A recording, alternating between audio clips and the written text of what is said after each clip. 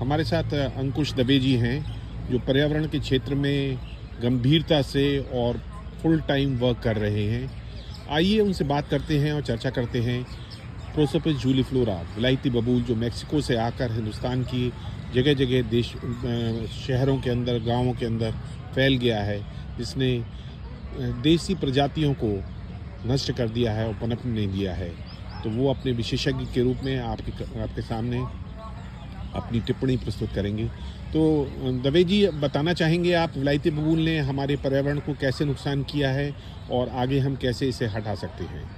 देखिए, विलायती बबूल एक इन्वेजिव स्पीशीज़ है। इन्वेजिव स्पीशीज़ वो स्पीशीज़ होती हैं जो अपने जहाँ पे किसी क्षेत्र में यदि वो इन्वेड कर जाती हैं तो वो दूसरी स्पीशीज़ को, वहाँ की नेटिव और इंडिजीनियस स्पीशीज़ को ख़त्म कर देती हैं, प्रजातियों को ख़त्म कर देती हैं या उनको दोबारा नहीं आने देती। तो धीरे धीरे आप यहाँ आगरा में, दिल्ली में भी काफ़ी बड़ी तादाद में विलायती बबूल हमारे यहाँ पे फैल चुका है। राजस्थान में बहुत बड़े तादाद में विलायती बबूल फैल चुका है। अभी हम रिसेंटली बाराबंकी भी गए थे और बाराबंकी में आप रेल से, बाराबंकी से गोंडा के बीच में जाएंगे, बहुत बड़े तादाद में विलायती बबूल है और फैलता जा रहा है धीरे धीरे करके। मतलब उस साइड तराई क्षेत्र में भी अब फैल रहा है। तराई क्षेत्र में अभी इतना नहीं था। तो ये जो है, ये प्रजाति है जो हमारी देसी प्रजाति को नहीं उगने देती या उनको पनपने का मौका नहीं दे रही है। तो इसीलिए हमारे जो जंगलों का, फॉरेस्ट का जो इकोसिस्टम है वो धीरे धीरे कोलैप्स होता जा रहा है और इससे चिड़ियों की प्रजाति की और इंसेक्ट्स की प्रजाति की, खासकर यदि हम तितलियों की बात करें, तितलियों की प्रजाति की जो डाइवर्सिटी है, इस समय बायोडाइवर्सिटी पे बहुत जोर दे रही है पूरी दुनिया, तो वो डाइवर्सिटी बहुत कम होती जा रही है। तो इसीलिए अभी रिसेंटली मथुरा का डिसीज़न आया है, इससे पहले आंध्रा का भी डिसीज़न था और अभी सर बता रहे हैं तमिलनाडु का भी जैसे डिसीज़न है और बहुत बड़े पैमाने पे इको रेस्टोरेशन के काम हुए हैं। जैसे राजस्थान में मेहरानगढ़ में काफ़ी काम हुआ है, गुड़गांव में अरावली बायोडाइवर्सिटी पार्क में बहुत अच्छा काम हुआ है रेस्टोरेशन का। वहाँ पे विलायती बबूल हटा के देसी प्रजातियों को पनपने का मौका दिया है। तो जो हमारे जो जंगल हैं, मतलब आपको हमें ये बहुत ज़्यादा ज़रूरी नहीं है कि हमें विलायती बबूल हटा के वहाँ नेटिव स्पीशीज, आजकल तो ANR का कॉन्सेप्ट चल रहा है, असिस्टेड नेचुरल रीजनरेशन। उसमें ये होता है कि इन्वेजिव स्पीशीज़ को हटाया जाता है और लैंड को वैसे ही छोड़ दिया जाता है और कुछ मतलब 8, 10, 15 सालों में आप देखेंगे आपकी नेटिव स्पीशीज़ बाउंस बैक कर जाएंगी दोबारा से। बहुत बड़ी तादाद में नेटिव स्पीशीज़ बाउंस बैक करती हैं। तो कोई ये ज़रूरी नहीं है वृक्षारोपण करने की, या आप कर सकते हैं वृक्षारोपण और ज़्यादा बायोडाइवर्सिटी ऐड करने के लिए, जल्दी ऐड करने के लिए, पर कुछ पैसेज को हम ANR के तौर पे भी कर सकते हैं। इस तरह की विलायती बबूल हटा के, मतलब विलायती बबूल हटाने के बाद आपको, मतलब कहने का मतलब है कि आपको ज़्यादा वो करने की ज़रूरत है। आपको 10-15 साल में ऑटोमेटिकली जो हमारी स्पीसीज है, नेटिव स्पीसीज वापस आ जाएंगी, वापस आना शुरू कर देंगे। तो आपने कहा बाउंस बैक कर जाएंगी, तो वो अपने आप ही वहाँ पर जो उनके बीज होंगे या जो उनके, अभी चंबल में एक राजीव चौहान जी हैं जिन्होंने काफ़ी साल पहले वन विभाग से लीज में ज़मीन ली थी। तो उन्होंने काफ़ी बड़ी तादाद, मतलब चंबल के बीहड़ हैं वो, उन्होंने उसमें सब बैरिकेडिंग करके विलायती बबूल हटा के और उन्होंने उसको छोड़ा है और वहाँ पे बहुत अच्छा विलायती बबूल का बहुत ज़बरदस्त पैच था वो सब अब धीरे धीरे खत्म। बहुत अच्छी बात आपने बताई कि किस तरह से रीजनरेट कर सकती हैं नेटिव स्पीसीज, बाउंस बैक कर सकती हैं। ज़्यादा खर्चा करने की ज़रूरत नहीं है, विलायती बबूल हटाने की ही ज़रूरत है, बेसिक चीज़ ये है। तो आप भी बताइए, हमारे शाहजहाँ गार्डन के अंदर, हमारे पालीवाल पार्क के अंदर, हमारे संजय पार्क के अंदर, ताज नेचर वॉक के अंदर आप विलायती बबूल को आप किस तरीके से देखते हैं? क्या हमारी ज़मीन वहाँ पे इतनी डिग्रेडेड है कि कोई और वेजिटेशन आ ही नहीं सकता था? नहीं, ऐसा बिल्कुल नहीं है। आप देखिए शाहजहाँ पार्क में और पालीवाल पार्क में और सभी पार्कों में बहुत सारी दतरंगा है, नीम बहुत अच्छा चल रहा है आपके, और गवर्नमेंट ने जो ट्रीज लगाए हैं वो बहुत अच्छे चल रहे हैं।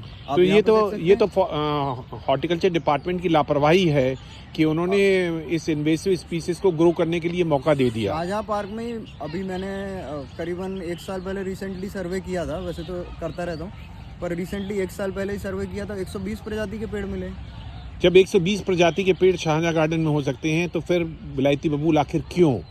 ये और क्या ये हॉर्टिकल्चर डिपार्टमेंट की लापरवाही और उनकी क्रिमिनल नेग्लिजेंस में कहूँगा नहीं है, जिसमें उन्होंने इन पेड़ों को पनपने के लिए मौका दे दिया। बिल्कुल। अच्छा, एक मैं चीज़ और आपको बताना चाह रहा था कि जो विलायती बबूल के नेस्टिंग होती है, बर्ड्स की नेस्टिंग, इसके ऊपर भी तमिलनाडु में किसी कॉलेज या यूनिवर्सिटी का कोई रिसर्च पेपर है, उसमें उन्होंने बाकायदा बहुत अच्छे से रिसर्च करी है कि जो हमारे देसी बबूल या देसी स्पीशीज़ हैं, नेटिव स्पीशीज़, उनमें बर्ड्स की नेस्टिंग, सक्सेसफुल नेस्टिंग ज़्यादा होती है।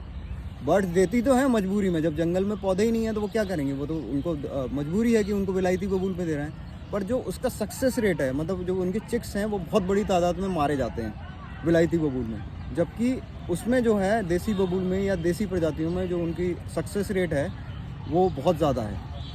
इवन हमारे थॉर्नी फॉरेस्ट में आप अभी बयाना के जंगल में जाएं जहाँ बहुत अच्छी डाइवर्सिटी है, वहाँ आपको बर्ड्स की डाइवर्सिटी बहुत ज़्यादा दिखेगी। लेकिन जब हम फॉरेस्ट डिपार्टमेंट से बात करते हैं तो वो लोग तो कहते हैं ये कंट्रीब्यूट कर रहा है, एनवायरमेंटल सर्विस दे रहा है और हम इसे नहीं हटा सकते हैं, और हमारी ज़मीनें इतनी डिग्रेडेड हैं कि हम कोई और प्रजाति के पौधे लगा ही नहीं सकते हैं, पेड़ लगा ही नहीं सकते हैं।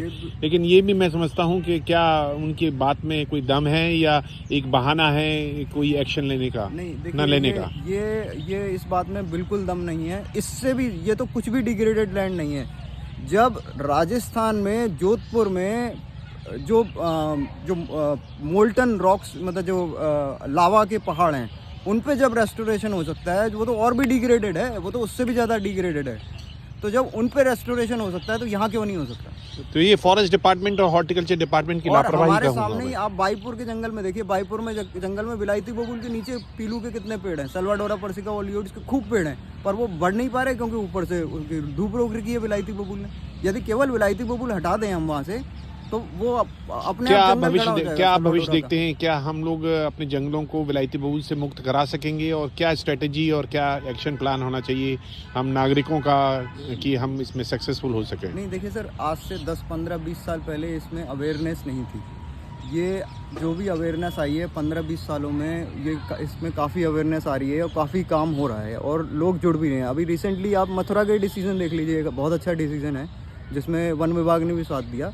तो कई साल लगा दिए। मुझे मालूम है कि मनीष मित्तल जी यहाँ डीएफओ थे और वो कई वर्ष पहले उन्होंने ये ड्राफ्ट तैयार किया था एप्लीकेशन का, लेकिन उसमें भी उन्होंने 7-8 साल लगा दिए, जिस कछुआ गति से फॉरेस्ट डिपार्टमेंट ने ये ऑर्डर ऑब्टेन कर सके हैं। लेकिन हाँ, वेलकम स्टेप है, इनिशिएटिव है कि अच्छा है उन्होंने किया है और एक नज़ीर बन चुका है। मेरे ख्याल से हमें ये लगता है कि बहुत ही जल्दी, क्योंकि एक डिसीजन आता है तो उसमें दूसरे डिसीजन को लेने में बड़ा आसान, हम केवल इतना कह सकते हैं कि भैया जो मथुरा का डिसीजन है उसे आगरा में भी लागू किया जाए। चलिए, धन्यवाद देते हैं आपका, आपने सभी इन्फॉर्मेशन शेयर करी और हम सब लोग मिलकर इस अभियान को आगे बढ़ा सकें और विलायती बबूल से अपने आगरा के जंगलों को मुक्त करा सकें, और देश में भी जहां पर अनावश्यक रूप से विलायती बबूल है वहां से हमें मुक्ति मिल सकेगी। तो निश्चित रूप से एक बेहतर विरासत के रूप में हम अपने आने वाली जनरेशन को पेड़, पौधे और श्रब्स दे सकेंगे। धन्यवाद।